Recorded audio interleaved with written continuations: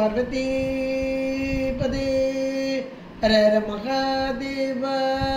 தென்னாடுடைய சிவனே போற்றி, எண்ணற்றவர்க்கும் இறைவா போற்றி. திருச்சிற்றம்பலம். பொய்யான திருமேனி உமிழ்தான மிகமேவும் கையார வரும் யானை களல் நாழும் மறவாமல் அழியாழுமல்ல தூவும் அடியார்கள் உழமாற வெளியாகும் வலிதாய வினை கூட நினையவே. திருச்சிற்றம்பலம்.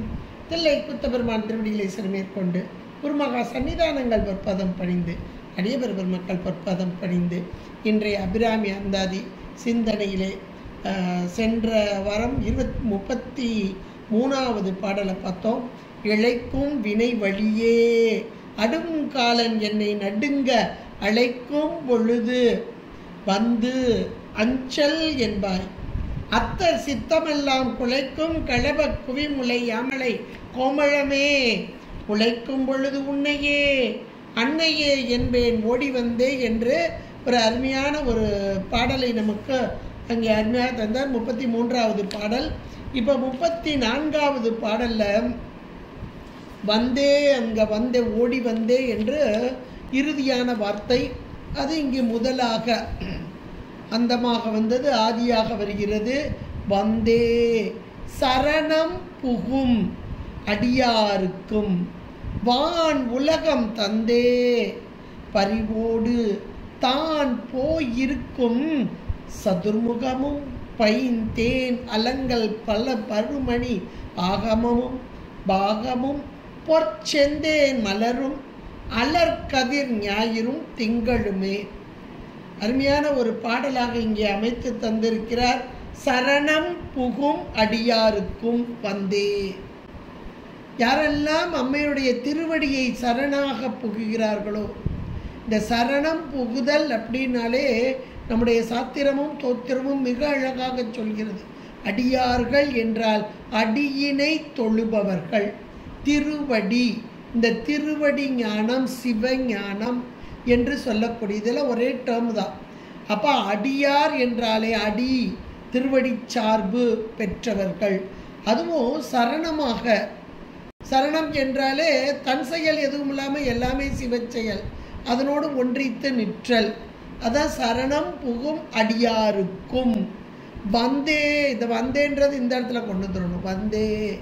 அப்போ சரணம் புகும் அடியார்களுக்கு அம்மை எதை தருகிறாள் அப்படின்னா வான் உலகம் தந்தே அப்படிங்கிறார்.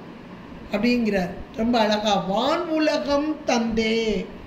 அந்த வான் உலகத்தையும் எப்படி கொடுக்குறாளாம்? பரிவோடு, பரிவோடு வான் உலகம் தந்தே. பரிவு என்றால் அன்பு மிகுதி. அம்மையினாலே கருணை, அம்மை அருள், அருள் இறைவனுடைய அருள் சக்தி தானே அம்மையாக வருகிறது. இறைவனுடைய கருணை, அந்த அருள் பரிவோடு தருகிறதாம். எதை தருகிறது? வானுலகத்தை தருகிறது. வான் உலகம் என்ற மாத்திரத்தில் தேவர்களுக்கு உரிய உலகம். அது இப்போ தேவர்கள் நம்ம எத்தனையோ பேர் 33 கோடி தேவர்கள் இருக்கிறார். ஒவ்வொருத்தருக்கும் ஒரு உலகம், அவரவர் செய்த தவத்தின் பயனாக. யார் எவ்வளோ தவம் செய்யிருக்காங்களோ அவங்களுக்கு அந்த சுகபோகங்கள். வான் உலகம் என்றாலே சுகபோகங்கள். அங்கே துன்பம் என்பதே கிடையாது. கேட்கவே ரொம்ப சந்தோஷமாக இருக்கும். துன்பமே, துன்ப கலப்பே கிடையாது. அங்கே இன்பமே சதா காலமாக. துன்பன்றதில் மிகப்பெரிய துன்பம் இன்னைக்கு பசிப்பி. நீங்கள் காலையிலேருந்து ஒரு 2 மணி நேரத்துக்கு ஒருக்க எதையாவது சாப்பிடலைன்னா ஒரு பசி என்ற ஒன்று, அது தீயாக நெருப்பாக வயிற்றிலே வருது பாருங்க. அது ரொம்ப கொடுமையாக இருக்கும். இந்த துன்பம் அவங்களுக்கு கிடையவே கிடையாது. அப்போ அப்படிப்பட்ட அந்த தேவர்கள் அவங்களுக்கு அமுதம் அப்படியே கொடுத்துக்கிட்டே, அது அந்த அமுதம் வர்றது இங்கேருந்து போகுது, அங்கேருந்து வருது அப்படிலாம் சொல்லுவாங்க. இருந்தாலும் அம்மையுடைய அருள், அம்மையுடைய அருள் இங்கே அம்மை தருகிறாளாம். எதை தருகிறார்? வானுலகம். அப்போ வானுலகம் தருவதற்கு அதிகாரம் கொண்ட அம்மை. அந்த வானுலகம் தருவதற்கு அதிகாரம் எப்படி வந்தது அப்படின்னு நம்ம பார்த்தா நம்முடைய சாத்திரங்கள் மிக தெளிவாக சொல்கிறது. இந்த உலகம் படைக்கப்பட்ட ஒன்று. அது எல்லா உலகங்களுமே யாரால்? இறைவன் எம்பெருமான் தன் ஆணையின் வண்ணமாக, அருளின் வண்ணமாக, அம்மையின் மூலமாக, பரனிலிருந்து வெளிப்பட்ட சக்தியாகிய பராசக்தி அம்மை இந்த அகில உலகம் அத்தனையும், அது கீழ் உலகருக்கு, மேல் உலகருக்கு, நடு உலகருக்கு, ஈரேல் உலகம், மூவேல் உலகம் என்றெல்லாம் இருக்கிறது. அத்தனை உலகங்களும் படைக்கப்பட்டது. உலகம் என்ற மாத்திரத்திலே ஜடப்பொருளும் சித்துப்பொருளுமாக, சித்துப்பொருளுக்குரிய உடல், சித்துப்பொருளுக்குரிய உடல் அதுவும் ஜடம்தான். அத்தனையும் படைக்கப்பட்ட பொருள் அம்மையின் அருளால். அப்ப இந்த அம்மையை தான் இத்தனையும் செய்கிறாள் என்று உணர்ந்து அவளுடைய திருவடியை பற்றுதல், அதுதான் சரணம். சரணம் சரணம் சொல்றோம் நம்ம. இப்போ ஒரு தாய் மீது ஒரு தாய் தன்னுடைய குழந்தை மீது அன்பு வைப்பாள், குழந்தை தாயின் மீது அன்பு வைக்கும். ரெண்டுக்கும் வேறுபாடு இருக்கு. இதெல்லாம் மணிவாசகருடைய வார்த்தைகளை படித்தா ஏன் இப்படி சொல்றாரு அப்படின்றும், ஏன் அதில் உற்றாரை யான் வேண்டேன், ஊர் வேண்டேன், பேர் வேண்டேன், கற்றாரை யான் வேண்டேன், கற்பனவும் இனியமையும், குற்றாலத்து அமர்ந்து உரையும் கூத்தா உன் குறை கிழக்கே, கற்று ஆவின் மனம் போலம்பர். இதே மாதிரி இன்னொரு இடத்துலையும் சொல்வார், கற்று அப்படிம்பார். அப்போ கன்றோடு கூடிய தாய் பசு. இந்த தாய் பசுவை யாருக்கு சொல்கிறாரு அப்படின்னா மணிவாசகர் சொல்கிறார். தாய் பசுவை போல கதறுகிற, கற்றாவின் மனம் போல கசிந்துருக வேண்டுவன் என்பார். ஏன்னா இந்த தாய் அழுகிற அழுகுதான் ரொம்ப உருக்கமாக இருக்கும். அப்போ தாயுடைய அன்பு என்பது மேலான ஒன்று. இந்த இடத்துல கற்று ஆவின் மனம் போல கசிந்து உருக வேண்டுவன். அப்போ அந்த ஒரு தாய் இப்போ சாதாரண ஏன் அந்த இடத்துல அப்படி சொல்கிறார் அப்படின்னா, ஒரு தலைச்சன் கன்று போட்ட ஒரு பசு, இந்த தலைச்சன் குட்டி போட்டுச்சுன்னா அந்த பசு அந்த கன்று மேலே அவ்வளோ ஒரு ஈடுபாடோடு இருக்கும். இது பசுமாடு வளர்த்தவங்களுக்கெல்லாம் தெரியும். அந்த மாட்டை கட்டியெல்லாம் இழுத்துட்டு போக வேண்டாம், கண்ணுக்குட்டியை தூக்கி இப்படி நம்ம கொண்டுட்டு போனோம்னா பின்னாடியே கதறிக்கிட்டு ஓடி வரும் பசுமாடு. நம்ம கட்டியெல்லாம் பசுமாடை கட்டியெல்லாம் இழுத்துட்டு போக வேண்டாம், கண்ணுக்குட்டி இப்படி தூக்கிட்டு போனால் பின்னாடியே அது ஓடி வரும், கதறிக்கிட்டே வரும், சும்மா வராது, அப்படி ஒரு கத்திக்கிட்டு ஓடி வரும். இதை போல இந்த கன்றோடு கூடிய ஒரு தாய் பசு எப்படி கதறுமோ அது போல அப்படிங்கிறார் மணிவாசகர். அப்போ அந்த தாய் பசுவோடைய நிலைமை எப்படி இருக்குது, அதுபோல் நான் உன்னை பிரிஞ்சா எப்படி இருக்கும் அப்படின்றத அழகாக சொல்கிறார். இந்த இடத்துல சரணாகதி அப்படின்னா அம்மையுடைய அந்த அளவு கடந்த ஆற்றல், நம்மை செலுத்தும் தன்மை யார் உணர்கிறார்களோ அவர்களுக்குத்தான் சரணாகதி வரும். சாதாரணமாக வராதுங்க.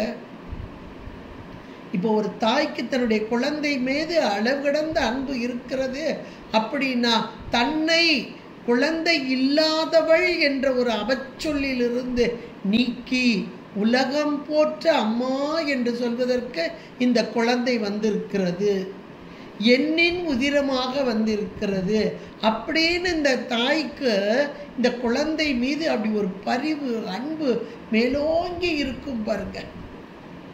இப்போ குழந்தைக்கு தாய் மேலே எப்போ வரும் அப்படின்னா, இது பெருசாகி வளர்ந்து ஒரு தாயாக வரும்போது நம்ம அம்மா இப்படி தானே வளர்த்தாங்க அப்படின்னு ஒரு எண்ணம் வரும். அப்போ இதை உணர்றதுக்கு இந்த குழந்தைக்கு இப்போ வயசு அனுபவம் கிடையாது. அந்த அனுபவம் எல்லாம் வரும்போது அந்த குழந்தைக்கு வரும். இதை போல ஒரு தாய் அம்மை நமக்கு செய்யக்கூடிய ஒவ்வொரு காரியத்தை நாம் இன்னைக்கு உணரவே முடியாது, தெரியவும் இல்லை. நமக்கு இறைவன் தான் உள்ளிருந்து நடத்துகிறான் அப்படின்றது இன்னைக்கு நமக்கு தெரியல. இந்த சாத்திர நூல்கள்லாம் படிக்கிறதுனால ஓரளவுக்கு நமக்கு தெரியுது. இறைவன் தன்னுடைய ஆற்றலின் மூலமாக தனு கரணம் போனம் போகம் இதெல்லாம் கொடுத்துருக்காருன்னு இப்போ படிக்கிறோம். ஆனால் படித்தாலும் அதுக்கு தனுகரணம் கொடுத்தது மட்டும் இல்லை, உடனாக நின்று செலுத்துவதிலும் இறைவன் தன்னுடைய ஆற்றல் அருள் சக்தி தான் செலுத்துகிறன்னு படிப்போம். அப்ப இன்னைக்கு நடக்கக்கூடிய எல்லா செயலுக்கும் உடனாக நிற்கும் இறைவன், இறை அருள். இதை யாரு முழுமையா உணர்ந்தார்களோ அவர்களே சரணாகதி அடைதல். நாம இன்னைக்கு சும்மா சாமி கும்பிட தான் செய்யணும். சரணாகதி தத்துவத்தில் சாமி கும்பிட்றோமானா ஒரு 50% கூட இல்லைன்னு தான் நான் சொல்லுவேன் உண்மைக்கே. ஏன்னா நமக்கு தெரியலை, இறைவன் உள்ளிருந்து ஒவ்வொன்றையும் நமக்கு நடத்திக்கிட்டு இருக்கான் அப்படின்றது நமக்கு புரியலை. புரிதல் எப்போ வரும் அப்படின்னா நல்ல ஒரு பக்குவப்பட்ட நிலை வர வர வர வர உள்ளிருந்து நடத்துபவன் இறைவன். இன்பமாகட்டும் துன்பமாகட்டும் எனக்குள் இருந்து இறைவன் நடத்து, அது இறைவனுடைய அருள் திருவருள் நடத்துகிறது அப்படின்னு உணர்ந்து அந்த திருவடி, திருவடி என்பது தானே திருவருள், அந்த சிவஞானம் திருவருளோடு ஒன்றித்து அதுதான் சரணம்.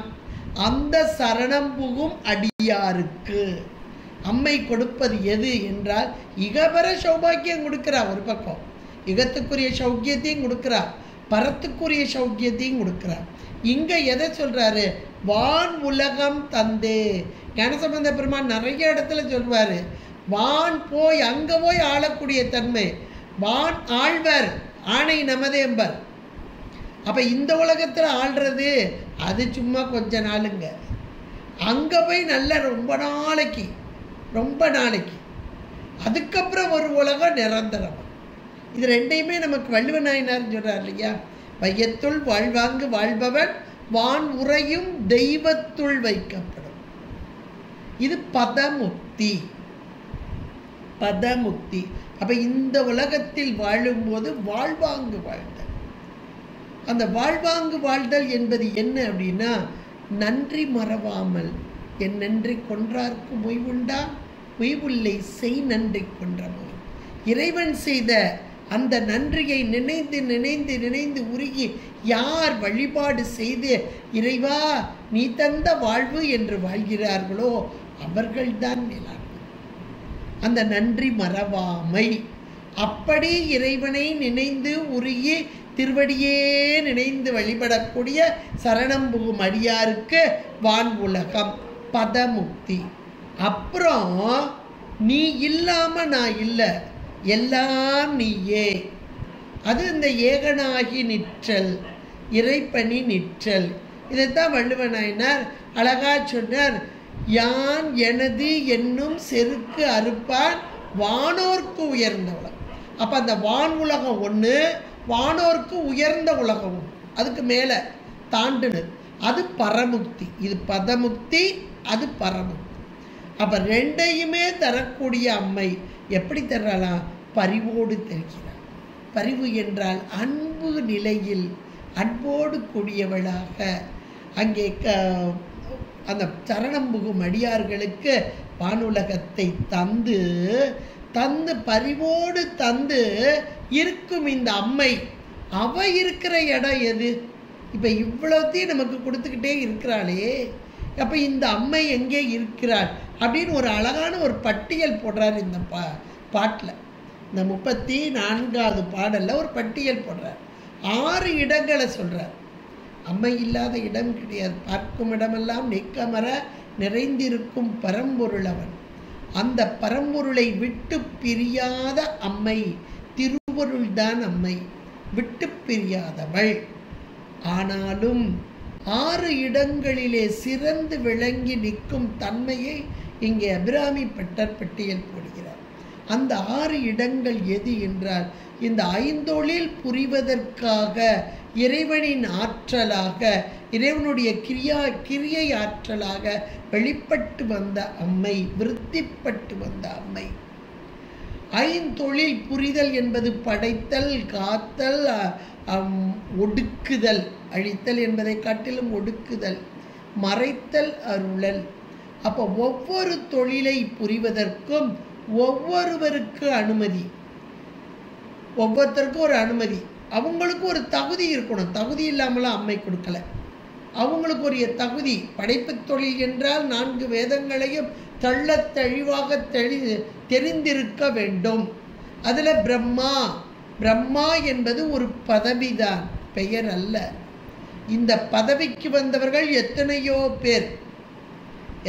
பேர் பிரம்மா என்ற பதவிக்கு வந்தவர்கள் இன்றைக்கு வரைக்கும் வந்துக்கிட்டே இருக்கிறாங்கன்னு வைங்களேன்.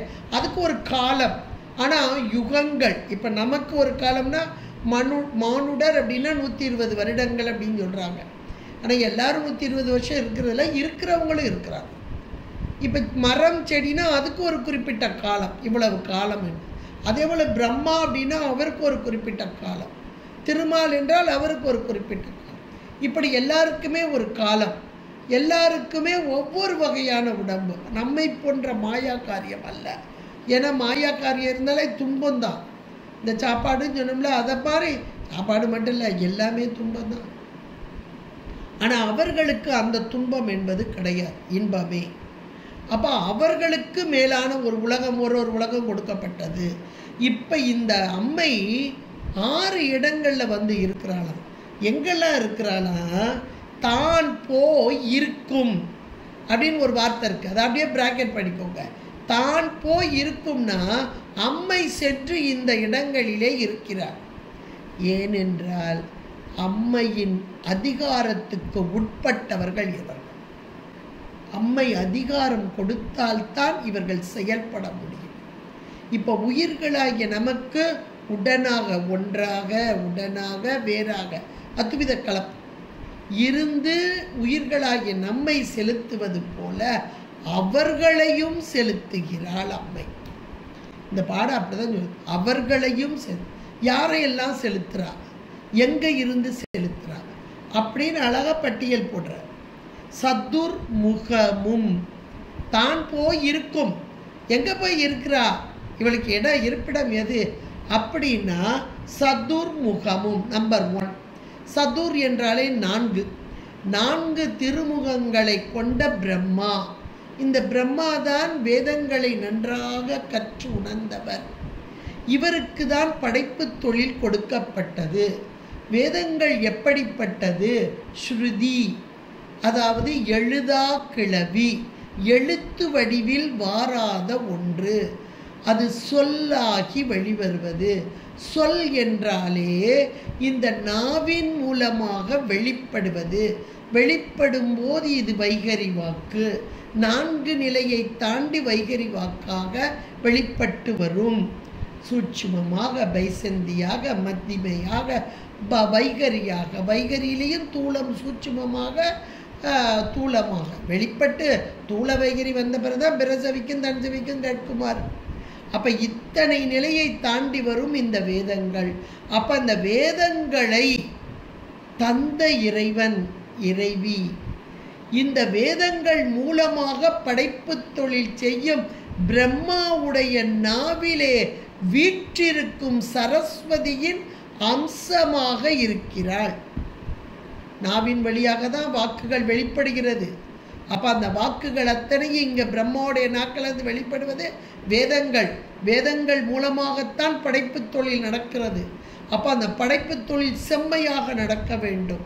அப்படி செம்மையாக நடப்பதற்கு இவள் இங்கே பிரம்மாவின் நாவிலே சரஸ்வதியின் ரூபமாக அங்கே அதிர்ஷ்டித்து நின்று, அப்போ பிரம்மாவை செலுத்துதல் என்பது அம்மை. அங்கே போய் உட்காந்துட்டான். பிரம்மா தானா செய்யலை, அம்மைதான் செலுத்துகிறார், அம்மைதான் செயல்படுகிறார். இதுலேருந்தே தெரியும் சதுர்முகமும் பிரம்மாவுடைய நாவிலே விற்றிருக்கும் கலைவாணியின் அம்சமாக அம்மை விற்றிருக்கிறார். அடுத்து 2வது பைந்தேன் அலங்கர் பருமணி ஆகமும். இதுவரைக்கும் நம்பர் 2. முதல்ல சதுர்முகமும் நம்பர் 1. பைந்தேன் பசுமையான அப்போ அப்படியே வடிஞ்சிக்கிட்டே இருக்குது. இப்போ தான் வடிஞ்சு வருது தேன் சொல்லுவோம் இல்லையா, அது மாதிரி பசிய தேனை உடைய அலங்கர் பருமணி துளாய் மார்பு. எப்பவுமே மார்பில் துளாய் என்று சொல்லக்கூடிய அந்த மாலையை, துளாய் மாலையை மார்பில் அணிந்திருக்கும் பெருமாள். அதில் அப்படியே பசிய தேன் வழிகிறதாம். அப்படிப்பட்ட துழாய் மார்பன். அந்த மார்பில் பைந்தேன் அலங்கர் பருமணி. பருமணினா அழகான கௌஸ்துபமணிப்பாங்க. இந்த திருமால் அணிந்திருக்கக்கூடிய கௌஸ்துபமணி, அந்த மணியை அணிந்திருக்க. அப்போ தேன் வடியக்கூடிய இந்த துளசி மாலை ஒன்று, துழாய் மாலை ஒன்று, இன்னொன்று கௌஸ்துபமணி, ரெண்டையும் அணிந்திருக்கும் அந்த திருமால். அந்த திருமாலுடைய ஆகம். ஆகம் என்றால் வலது மார்பிலே வீற்றிருக்கும் மகாலட்சுமி. திரு, திரு என்றாலே மகாலட்சுமி. அந்த திருவின் வடிவாக இருக்கும் அம்மை.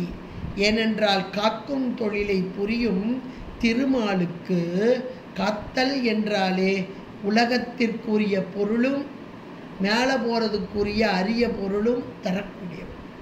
ரெண்டையுமாக காத்தல். இப்போ உலகத்தில் உள்ள காத்தல் தான் நமக்கு தெரியுது. ஆனால் இங்கே காக்கப்பட்டு பட்டு பட்டு வினை போகங்களை அணிந்தி அனுபவித்து அப்புறம் அங்கே போய் இருக்கணும். இப்போ ரெண்டையுமே சேர்த்து தான் அம்மை செய்கிறார். அப்போ காத்தல் தொழில், அதற்குரிய பொருள், அதற்குரிய திரு, திருமகளாக செல்வம். செல்வம்னா நமக்கு பணம் மட்டும்தான் தெரியுது. 16 வகை செல்வங்கள்லாம் பட்டியல் போட்டிருக்கார் இவர், அபிராமி பட்டரே பட்டியல் போட்டிருக்கார். அப்போ அந்த செல்வத்தின் செல்வ மகளாக திருவாக அவ இருக்கிற இடம் எது? இந்த திருமாலுடைய ஆகம். ஆகம், ஆகம் என்றால் வலது மார்பு. வலது மார்பு அதில் இருக்கக்கூடிய திருமகளின் அம்சமாக. நம்பர் 2. அடுத்து பாகம். பாகம் என்ற மாத்திரத்தில் இடது பாகம். அந்த இடது பாகம் ருத்ரன். இந்த மூன்றாவது இருக்க ருத்ரன் வேறு, சிவம் வேறு தான். ஏன்னா அந்த மூவரில் ஒருவராக எண்ணப்படக்கூடியவன் இறைவன் அல்ல.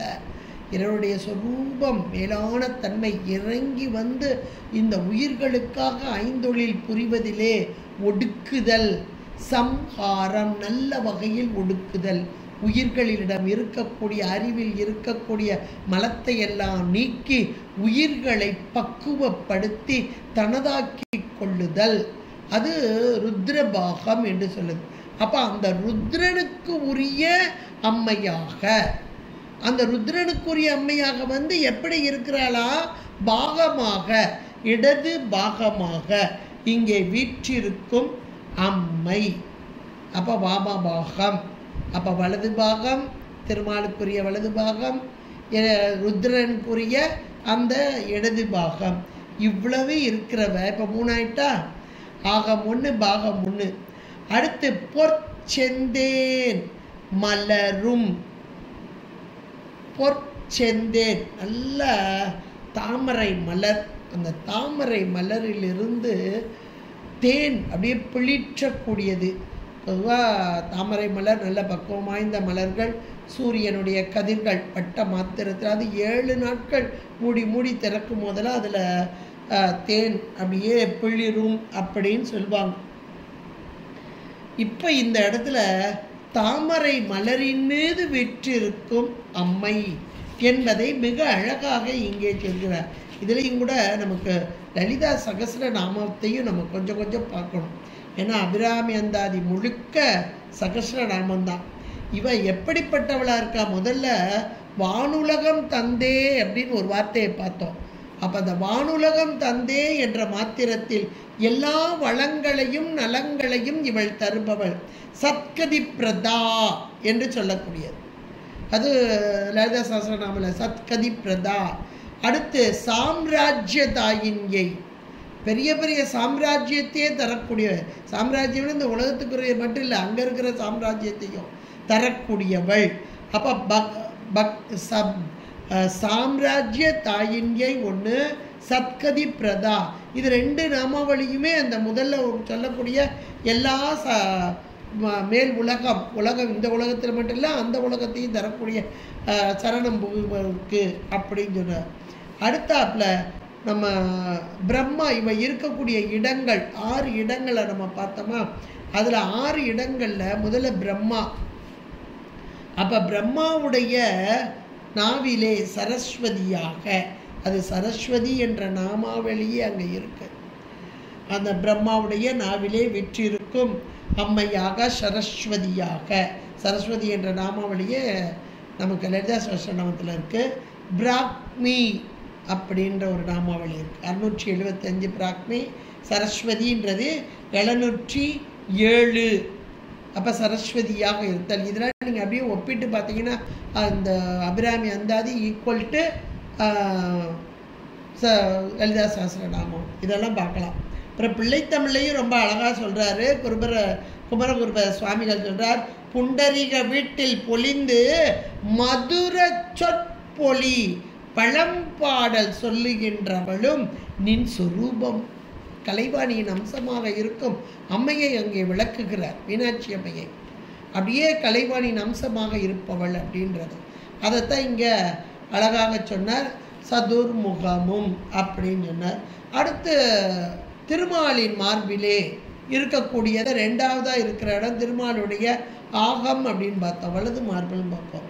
திருவே அப்படின்ற ஒரு இதே இருக்குது, நாமாவளியே இருக்குது.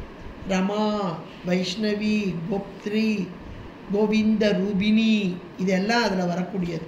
அதெல்லாம் பார்த்தாலே ஆகா, இவ்வளவு தூரத்தில் பிரம்மாவுடைய பத்தினியாகவும் திருமாலுக்கு உரிய திருமகளாகவும் பத்மஸ்த இவ்வளவும் இருக்கக்கூடிய அம்மை அடுத்து எப்படி வர்றா அப்படின்னா தாமரை மலர். இந்த தாமரை மலர் எப்படி இருக்குது? தேனை பிழிற்றக்கூடிய தாமரை மலராக இருக்குது. பொதுவாக அம்பாளை சொல்கிறதுல நிறைய தாமரை மலரில் சொல்லுவாங்க. தாமரை என்பதே இறைவனுக்கு ஒரு உகந்த மலர் அப்படின்னு சொல்லுவாங்க. சரஸ்வதி தாமரை மலரில், மகாலட்சுமி தாமரை மலரில் இவன் உட்கார்ந்துருப்பா, இவன் நின்றுட்டுருப்பா, இதெல்லாம் கூட நம்ம சொல்கிறோம். அப்போ அம்மைக்கு உகந்ததே தாமரை மலருன்றதையும் நம்ம இங்கே நிறைய இடங்களில் பார்த்தோம். அங்கெல்லாம் விட்டுட்டு நம்ம உடம்பை பார்த்தாலே 6 ஆதாரங்கள், 6 ஒரு நிராதாரம், 6 ஆதாரம் ஒரு நிராதாரம், 7 இடத்துலையும் 7 தாமரை. 6 ஆதாரத்தில் ஒன்றில் முதல்ல மூலாதாரத்தில் 4 இதழ், ஒவ்வொன்றிலையும் ஒரு வகையான தாமரை, 4 இதழ். சுவாதிஷ்டனம் அப்படின்னும் போது 6 இதழ். மணிப்பூரகம் 10 இதழ். அநாகதம் 12 இதழ். விஷுத்தி 16 இதழ். ஆக்ஞை 2 இதழ். சகஸ்ரதலம் 1000 இதழ் கொண்ட தாமரை மலர். இப்படி ஒவ்வொரு தாமரை இந்த ஆதாரத்தில் உள்ள 6, நிராதாரத்தில் உள்ள 1000 இதழ் தாமரை. இதனையே தனக்கு இருப்பிடமாக கொண்ட அம்மை. இது ஏற்கனவே ஒரு பாடலை 20வது பாடலை நம்ம பார்த்தோம். ஒவ்வொரு இடத்திலிருந்து அவர் ஒவ்வொரு விதமாக தொழில்பாடு செய்து கொண்டிருக்கிறாள். சும்மாலாம் இல்லை. அம்மை ஒரு இடத்துல உட்கார்றான்னா அங்கே ஒரு வேலை பார்க்குறா. காரணம் இல்லாமல் காரியம் இல்லை. அப்போ இங்கே முதல்ல யார்கிட்ட இருக்கிற பார்த்தோம்? பிரம்மாட்ட. அப்புறம் திருமால்கிட்ட இருக்கிற பார்த்தோம். இங்கே அடுத்தாப்புல தாமரை மலர். தாமரை என்பது நம்முடைய உடல் ஆதாரங்களில் மட்டும் இல்லை, எல்லா இடங்களிலும் இருக்கக்கூடிய தாமரையை சொல்லலாம். அதில் நம்ம உடம்புல இருக்கிற ஆதாரங்கள்லையும் ஒவ்வொரு இடத்துல இருந்து ஒவ்வொரு விதமான தொழில்பாடை இவள் செய்து கொண்டிருக்கிறாள் என்பதை நாம் அழகாக சொல்லலாம். பிரக்ம ரூபா அப்படின்ற தாமரை மலரில் இவள் விற்றிருக்கும் அம்மை. பிரம்மனுடைய உருவத்தில் இந்த தாமரை மலர் மீது விற்றிருப்பவள். அதான் பிரக்ம ரூபா அப்படின்னு சகஸ்ரநாமா அழகாக சொல்லுது. ஏன்னா ஒவ்வொரு இடத்துலையும் இருந்து ஒவ்வொரு ரூபமாக இருந்து தொழில்பாடு செய்தல் அப்படின்றதுல தான். அதுக்கப்புறம் பத்மஸ்தா, அதுவும் தாமரை தான். அப்புறம் மேலே இருக்க 1000 இதழ் தாமரை. சகஸ்ரராம் புஜா ரூடா, இதெல்லாம் தாமரை இதழ் தாமரையின் மீது இருந்து இவள் ஒவ்வொரு தொழிலை செய்யும் அம்மையாக இருக்கிறாள் அப்படின்றத அழகாக சொல்லுது. இதோட நாம் பூஜை பண்ணும்போதும் நீங்கள் பார்த்துருப்பீங்க 8 இதழ் கொண்ட தாமரை. சிவபூஜை பண்ணுறவங்களுக்கு இது நல்லா தெரியும். சிவலிங்கம், அந்த சிவலிங்கம் என்பது சதாசிவம்.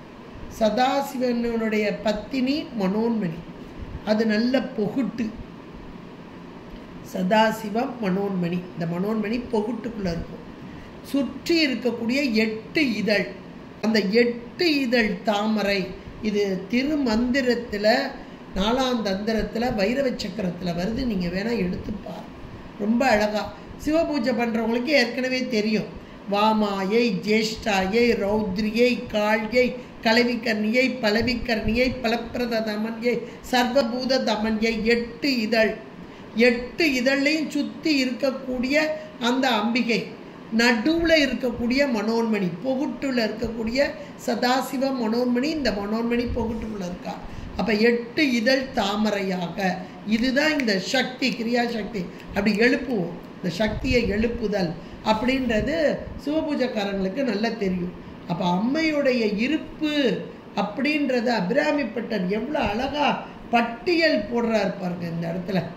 அப்போ தாமரைன்னு சொன்ன உடனே சாதாரணமானது இல்லை, எல்லா இடங்களிலும் இருக்கும் தாமரைகள் எல்லாம் சொல்லப்படுகிறது. அதில் கிரியையாக, ஆற்றலாக, எந்த இடத்துலலாம் எப்படி செயல்படணுமோ அந்த இடத்தில் தாமரையிலே அமரும் அம்மை என்று சொல்லப்படுகிறது. பொற்செந்தேன் மலரும். அடுத்து அலர்கதிர் ஞாயிறும் திங்களுமே. அம்மை இப்போ வரிசையாக பட்டியல் போட்டார். முதல்ல பிரம்மா, அப்புறம் திருமாலுடைய, பிரம்மாவுடைய நாவல சரஸ்வதியாக பிரம்மா, திருமாலுடைய மார்பில், வலது மார்பில் திருமகளாக, அந்த ருத்ர பாகத்திலே வாம பாகமாக, இவ்வளவும் இருக்கக்கூடிய அந்த ஆற்றல், இவ்வளத்தையும் பட்டியல் போட்டுட்டு, சரி இதாவது தேவர்கள் கேட்டகரியில் வர்றாங்க, சரி. ஆனால் தாமரை அப்படின்னு சொல்லும்போது அது ஒரு ஜடப்பொருள் தானே. ஆனால் அங்கே உட்காந்து அங்கேயும் செயலாற்றல் நடக்கிறது அப்படின்னு தாமரையை சொன்னாருங்க அபிராமிப்பட்டர். அந்த தாமரையிலே எத்தனையோ இருக்குன்றதை பார்த்தோம் நம்ம. இப்போ அடுத்தாப்பில் தாமரை மட்டும் இல்லை, தாமரை மலர் மென்மையானது, தேனை பிழிச்சக்கூடியது. அது மட்டும் இல்லை, வெப்பத்தை தரக்கூடிய அலர்கதிர் ஞாயிறும் திங்களுமே. ஒன்று கடுமையான வெப்பத்தை தந்து உலகத்திற்கு ஒளியை தந்து, ஒளியையும் வெப்பத்தையும் தரக்கூடிய ஞாயிறு. இன்னொன்று அமுதம் போன்ற கிரணங்கள், குளிர்ச்சியான கிரணங்கள் தந்து இரவில் ஒளியை தரும் சந்திரன். இந்த ரெண்டிலுமே அம்மை உட்கார்ந்திருக்காங்க. இன்னும் சொல்லப்போனால் இந்த இரண்டையும் தனக்கு கண்களாகவே கொண்டாள் என்றும் சொல்வார்கள். இறைவன் எம்பெருமானுக்கு 3 கண்கள் என்று சொல்வார்கள். 3 கண்களிலே வலது கண் சூரியனாக, இடது கண் சந்திரனாக, நெற்றியிலே அக்னியாக, ஞான அக்னியாக சொல்வார்கள். அம்மைக்கும் அதே போல அம்மை வேறு இறைவன் வேறு அல்ல. சூரிய சந்திரனையே தங்களுக்கு கண்களாக கொண்ட அம்மை என்று சொல்வது. இப்படிப்பட்ட ஒளி தரக்கூடிய, அதைத்தான் நமக்கு சகஸ்ரநாமாவளியும் பானுமண்டல மத்தியஸ்தா, சந்திரமண்டல மத்தியகா என்றெல்லாம் நமக்கு சகஸ்ரநாமாவளி சொல்லக்கூடியதாக இருக்கிறது. இப்போ வானத்தில் 2 ஒளிக்கதிர்கள் இல்லை என்றால் நமக்கு இரவு பகல் என்பது கிடையாது, ஒளி கிடையாது.